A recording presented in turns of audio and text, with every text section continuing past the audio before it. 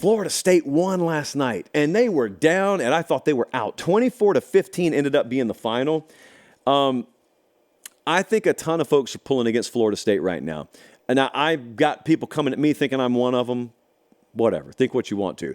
I do think there's validity in suggesting that a lot of America is pulling against Florida State right now. I'm just here to tell you, you're right about that. They don't think that you can compete in the playoff. They think you'll get blown out in the playoff. I would make you a double-digit underdog myself against a number of teams that theoretically may be in the playoff. That's why they're pulling against you. They're pulling against you for the same reasons they pulled against TCU last year. That is true, and it doesn't matter. And you shouldn't really care about it all that much because you're one win away from being in the playoffs yourself. Cannell's right about this. You freeze that statement in time because it rarely comes out of my mouth. But Cannell's right about this. And, I'm pretty sure I said it before he did. But look, I'll give Cannell his flowers. He's right about this. All they have to do is win. They got to beat Louisville, and they're in the college football playoff. And if they're not, it would be a travesty. I've already given you my whole take on most deserving versus best.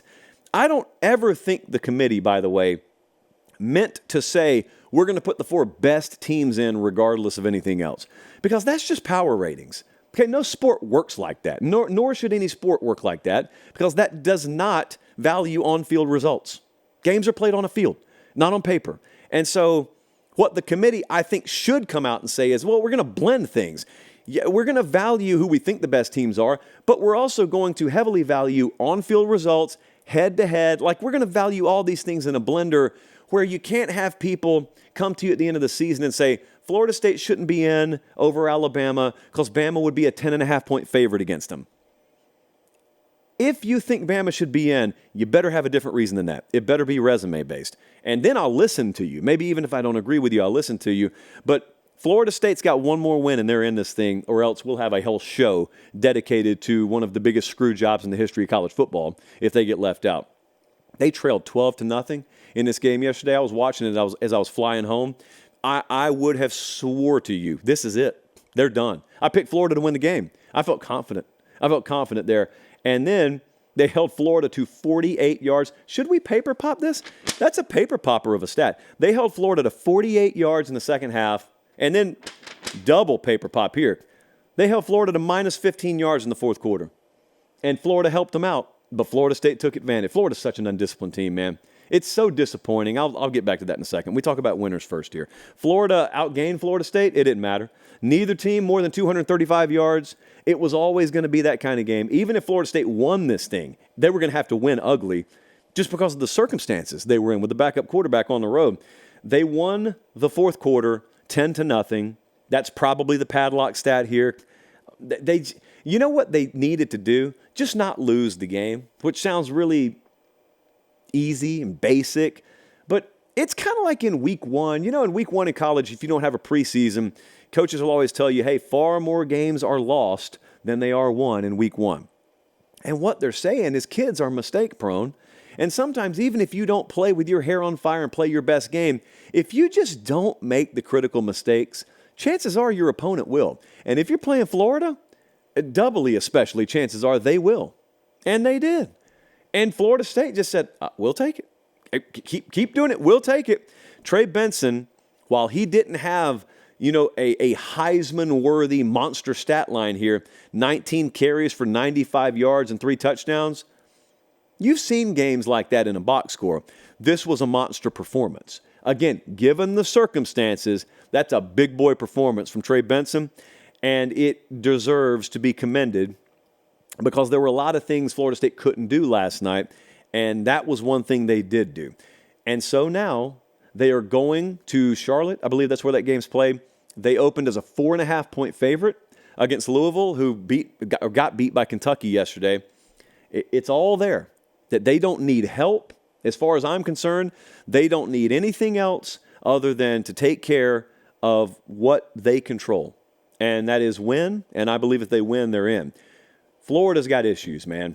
Florida, what aggravates me most about watching Florida is they are not, as a program, what I think Billy Napier is as a coach. And that's not a good thing to be saying. If you're more than 1 year in, that's not a good thing to be saying. They are undisciplined. They're inconsistent.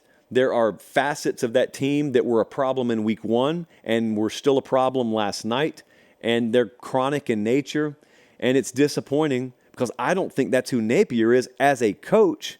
But if your program does not reflect a thumbprint of who you are, that's because there's a problem, with your identity meshing and becoming that your team possesses. It's inexact. I can't quantify it. Some guys can do it. Some guys can't. I am not selling all my Billy Napier stock or anything like that.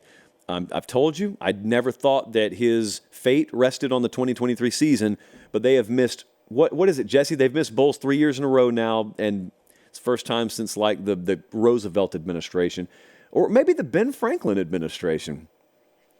Yeah, Bradley is my resident presidential expert.